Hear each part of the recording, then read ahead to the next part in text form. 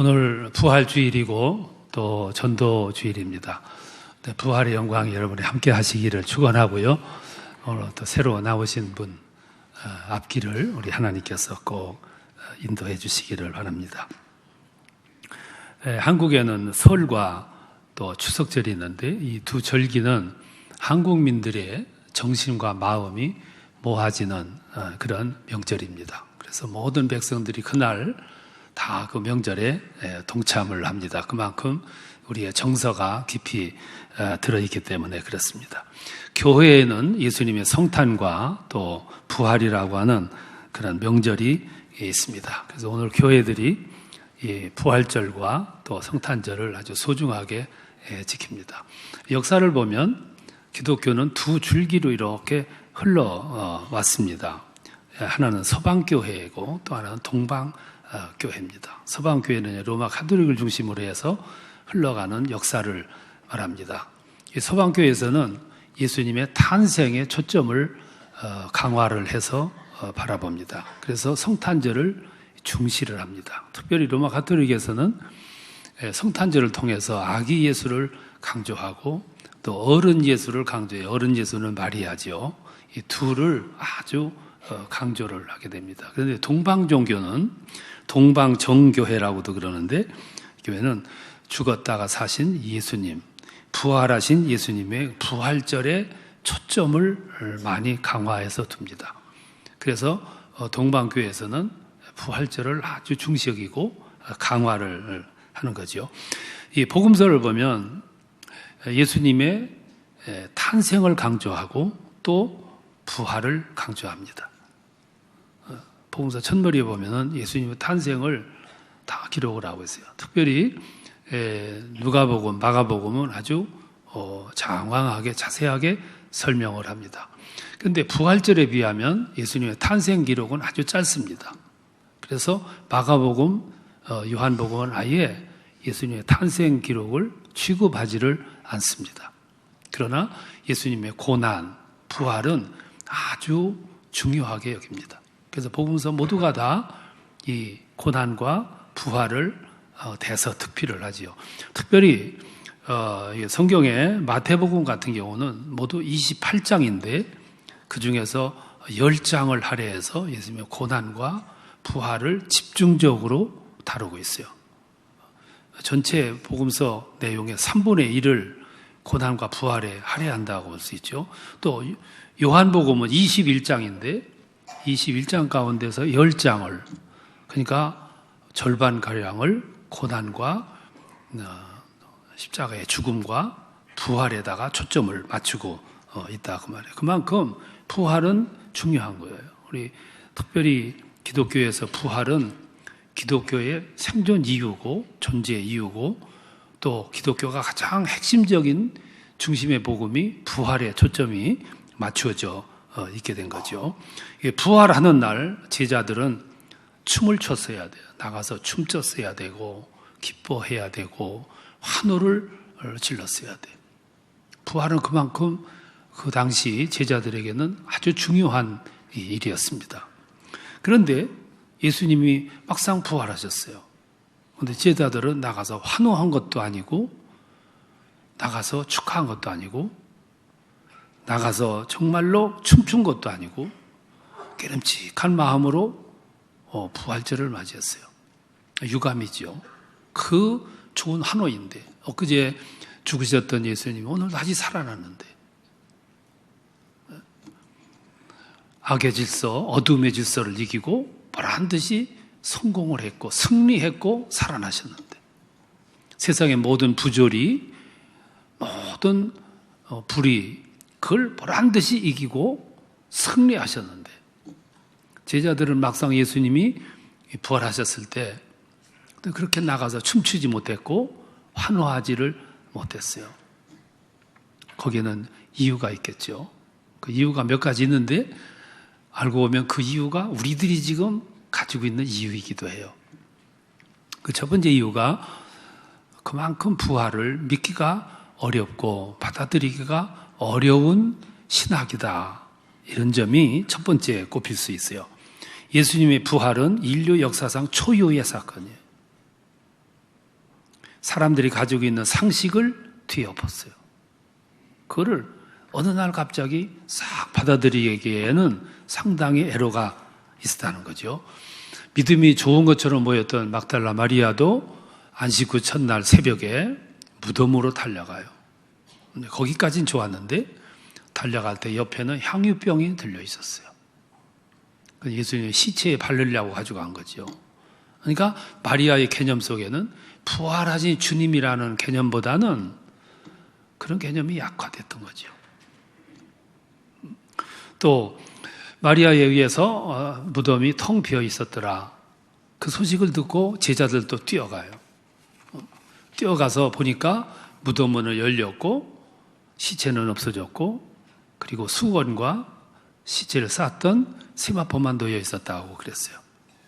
제자들은 그 모습을 보고 그냥 돌아가요. 그러니까 부활 개념이 없는 거죠.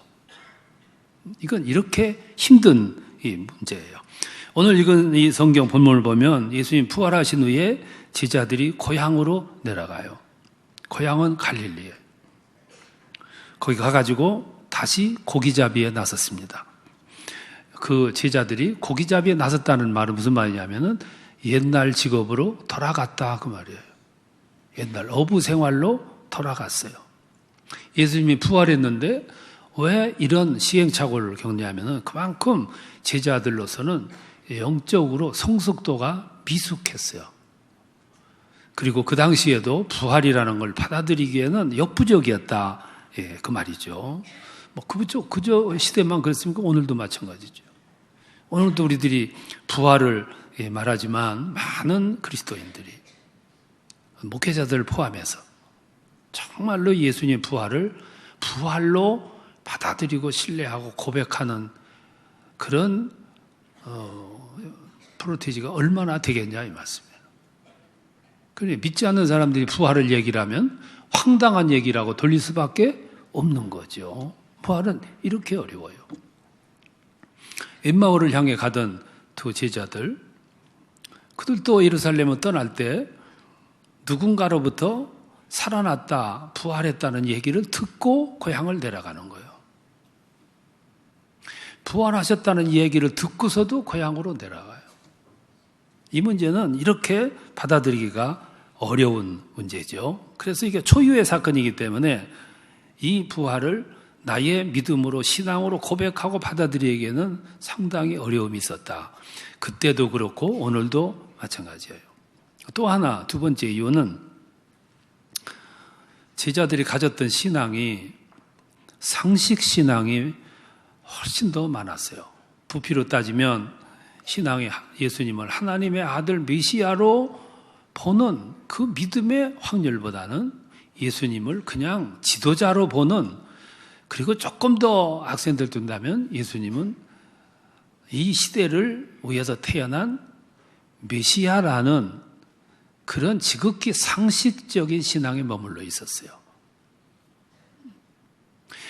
제자들이 예수님이 진정 하나님의 아들이었다 이렇게 믿었더라면 그는 안식 후 다음 날 새벽이 동트기를 위해서 고대하고 기다렸다가 일제히 무덤으로 쫓아갔을 거예요. 근데 그들은 무덤으로 가려고 생각지를 않았어요. 마리아가 쫓아갔지만 부활 때문에 쫓아갔던 것은 아니거든요.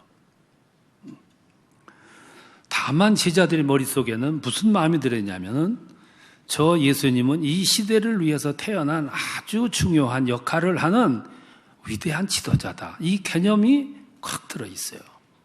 그 이상일 수가 없었던 거죠. 그래서 예수님이 막상 죽으셨어요. 그때 마음속에 봐라, 이제 조금 있으면 살아난다. 이 마음보다는 아까운 생각부터 들었던 거예요. 이 시대를 위해서 할 일을 더 해야 되는데, 위대한 일을 할 수 있는 능력 있는 분인데, 그래야 되는데 아깝게 그만 죽게 됐다. 안타까운 마음이 더 컸던 거예요. 마치 이순신 장군이 전투에서 사망을 해요. 그때 사람들 아깝다 생각을 많이 했을 거예요. 더 큰 역할을 할 수 있을 텐데, 더 위대한 일을 할 수 있을 텐데, 더 많이 전투에 이길 수 있었을 텐데 참 아깝다. 그 수준이에요. 그것이 상식신앙이에요. 그래서 제자들은 오늘 예수님이 부활을 했지만 나가서 춤추지 못했고 환호하지 못했고 기뻐하지를 못한 거예요. 이게 그들만의 문제가 아니고 오늘 우리들의 문제이기도 해요. 오늘 우리 신앙인들도 많은 부분이 상식 신앙에 머물러 있어요.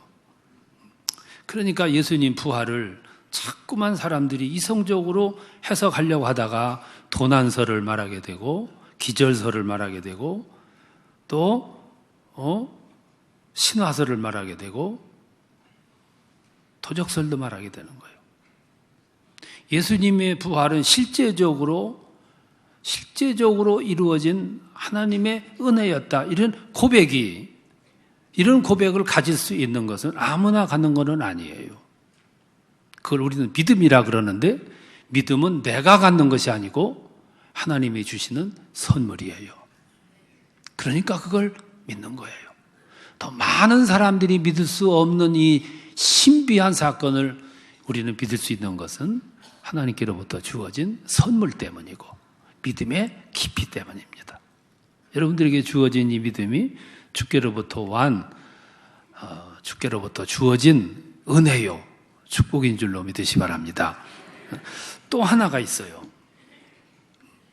초유의 사건이기 때문에 믿기가 어려웠겠지요. 또 하나는 그들이 예수님을 바라보는 믿음의 초점이 상식적인 선이 있었다는 거죠. 예수님은 하나님의 아들이 아니라 이 시대를 호령할 수 있는 탁월한 능력을 가진 지도자였다. 그 수준에 머물러 있는 거예요. 또 하나 이유가 있다면 그거는 내 눈앞에 닥쳐진 현실 때문이에요. 지금 제자들은 부활하신 예수님보다 지금 내 앞에 당면해 있는 현실이 더 크게 다가왔어요. 지금 현실이 어떻습니까? 그래, 예수님이 부활했어. 부활했다 치자. 그러면 이제부터 우리는 무엇을 해먹고 사냐? 우리는 이제부터 어떻게 살 건가? 이게 제자들 앞에 당면한 현실이었어요. 그래서 그들은 그 현실을 타개하기 위해서 고향으로 내려와서 3년 동안 묵혀두었던 그물을 끄집어내서 수선해가지고 바다로 가서 고기를 잡는 거예요. 이것이 제자들로 하여금 부활이 있음에도 불구하고 환호하지 못했고 춤추지 못했고 기뻐하지 못했던 이유 가운데 하나예요. 이 현실이 여러분 얼마나 무섭습니까? 이렇게 우리 눈앞에 당면한 현실의 문제에 골똘히 살아가는 동안 우리 마음속에 그나마 가지고 있던 영성이라고 하는 것이 점점 수위가 낮아지고 가물면 강물이 마르는 것처럼 우리 마음속에도 영혼의 샘 속에서 영혼의 곡간 속에서 점점 수위가 낮아지고 그리고 삭막한 무시 드러나는 메마른 심정이 되는 거죠. 천국, 부활, 영생, 영적인 것은 그래서 관심이 없어지는 거예요. 그래서 물이 줄어들듯이 수위가 낮아지니까 현대인들이 힘이 없어져요. 믿음의 힘이. 끈을 잃어버린 거죠.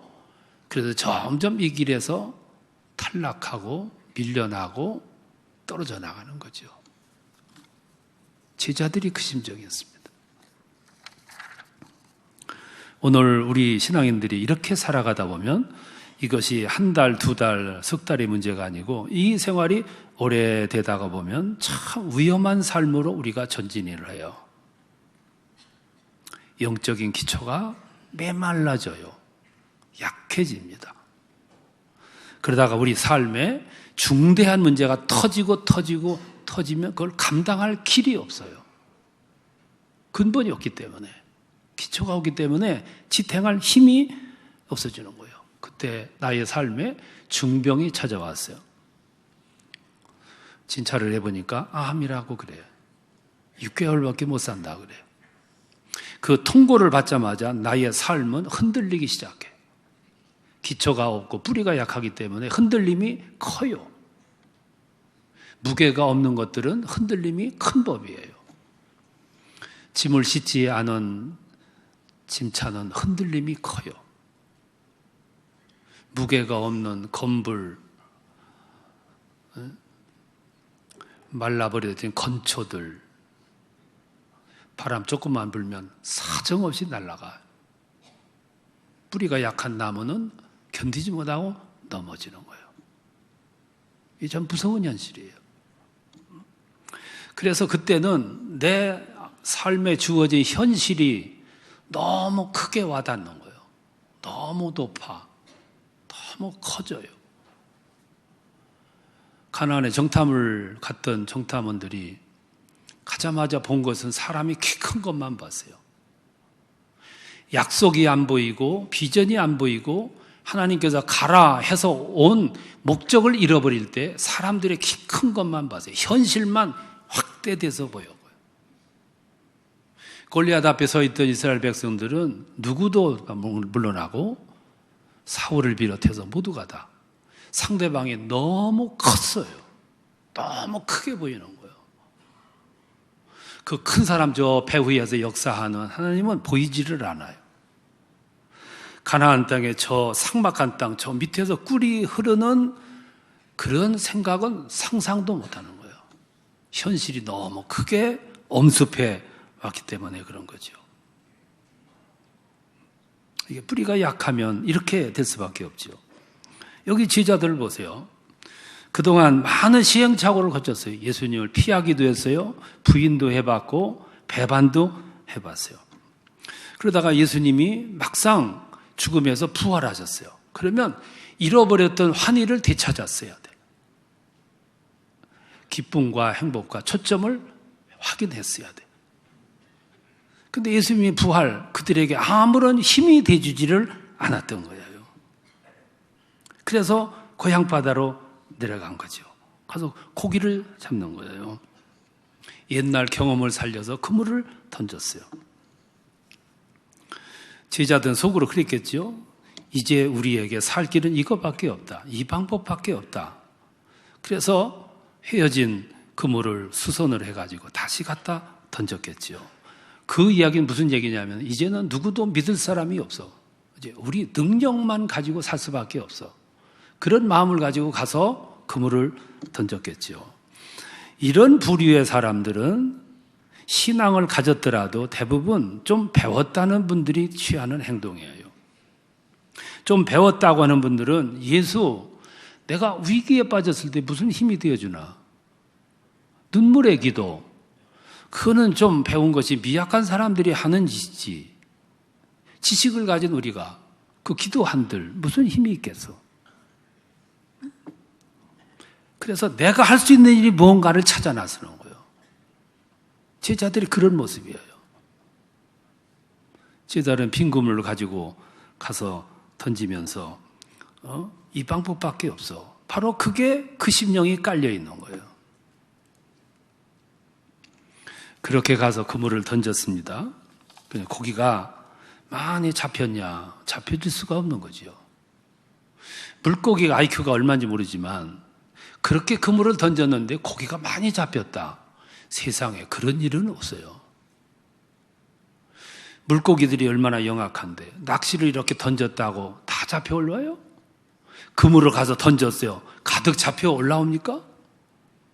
물고기가 지혜가 얼마나 안 돼.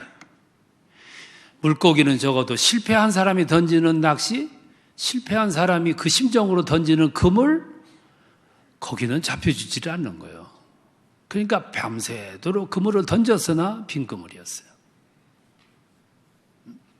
오늘 우리 세상을 살면서 어영부영 그물을 던졌더니 그물이 가득 잡혀 올라왔다? 사업하는 사람이 어떻게 할 것이 없어서 마지막으로 투자를 해서 사업하려고 투자를 했더니 막 몇 배로 수확이 올라왔다? 산에 가서 돌짝밭을 끼적끼적 가서 팠더니 금이 쏟아져 나왔다?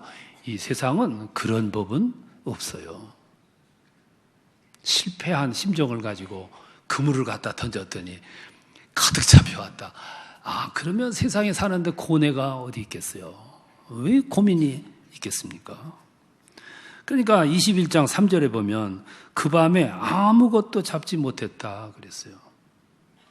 그러지 않아도 허기졌는데, 그러지 않아도 지쳤는데, 밤새도록 그물을 던졌는데 한 마리도 안 잡혔을 때 얼마나 지쳤고 허기졌고 공허했고 피곤했고 탈진이 빠졌겠어요. 근데 성경을 보면 바로 이 지점이 은혜의 지점이에요. 이게 기적이 일어나는 지점이라고요.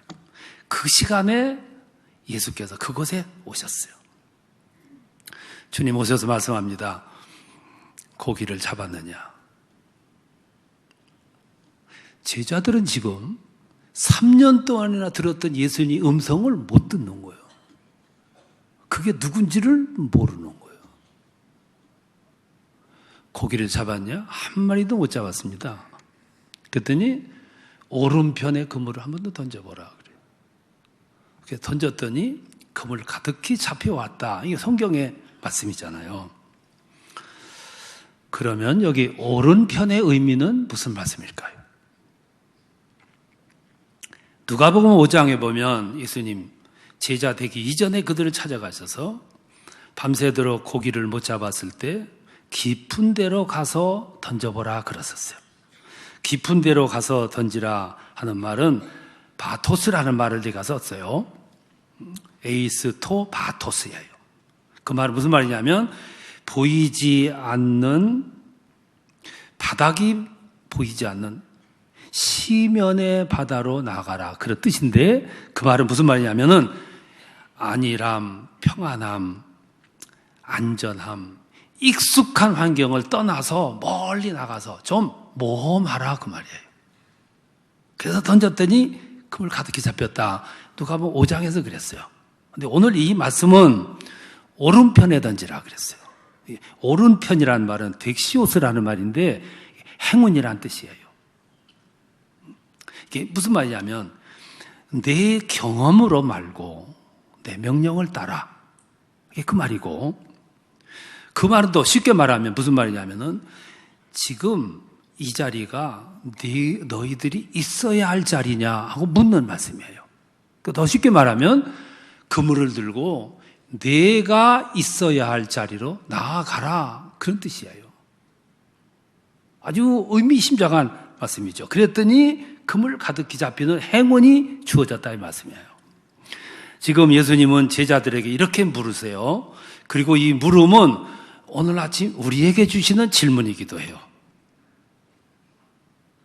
예수님 이렇게 질문합니다. 지금 너희들이 있어야 할 자리에 있냐? 지금 너희들이 있어야 할 자리에 있는 거냐? 지금 너희들이 할 일이 묵었던 그물을 꺼내다가 수선해서 고기를 잡는 것이 너희들이 할 일이냐 그 말이에요.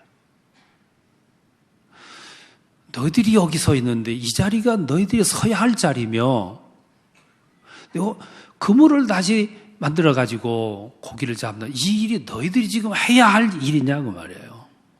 왜 헛수고하냐? 내 명령을 따라. 그리고 너희 자리로 돌아가. 네가 있어야 할 자리로 돌아가. 그리고 네가 하여야 할 일을 거기서 해. 그러면 행운, 그물 가득히 잡히는 일이 따라올 거야. 이게 오른편으로 던지라는 말씀이에요. 여기서 두 가지 기억할 것이 있어요. 하나는 예수님은 우리의 인생에서 성공했을 때, 평안할 때, 건강할 때, 출세했을 때, 내 인생에서 가장 절정을 이루고 화려했을 때, 그때는 주님은 우리 곁에 오시질 않아요. 오셔도 우리는 몰라. 깨닫지를 못해요. 오셔서 말씀하셔도 안 들어요. 제자들이 그날 고기를 많이 잡혔더라면 예수님 오셔서 깊은 데로 가, 오른편으로 가, 그 말 들었겠어요? 절박하니까 듣는 거지. 근데 평안할 때는 오시잖아요. 주님이 우리 곁에 언제 오시냐면 우리의 그물이 빈 그물일 때, 한 마리도 잡지를 못했을 때, 지쳤을 때, 한계 사상에 도달했을 때, 더 이상 의지할 근거가 없을 때. 그래서 신앙 안에서는 불행도 은혜고 중병 걸리는 것도 은혜고 실패도 은혜입니다. 그 자리가 주님 오시는 자리이기 때문에. 또 하나가 있어요. 우리들이 있어야 할 자리에 있어야 한다는 거예요. 그게 오른편이에요. 그 오른편이 뭐냐면 우리들이 꼭 있어야 할 자리, 우리들이 하여야 할 일을 꼭 하고 있는 그 자리, 거기가 부활하신 주님이 다가오시는 자리예요. 거기가 그물 가득히 잡혀 올라오는 기적이 연출되는 장소라 이 말씀이야. 있어야 할 자리를 떠나면은 그 기적은 일어날 수가 없어요.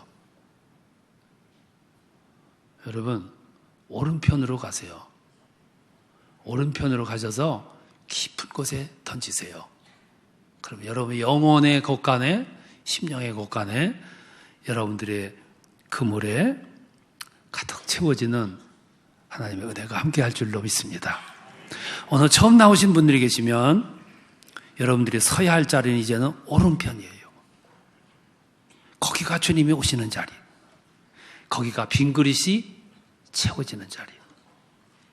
여러분 인생 속에 매일같이 그물 가득 채워지는 주님의 은혜가 충만해지는 그런 축복 인생이 되시기를 축원합니다.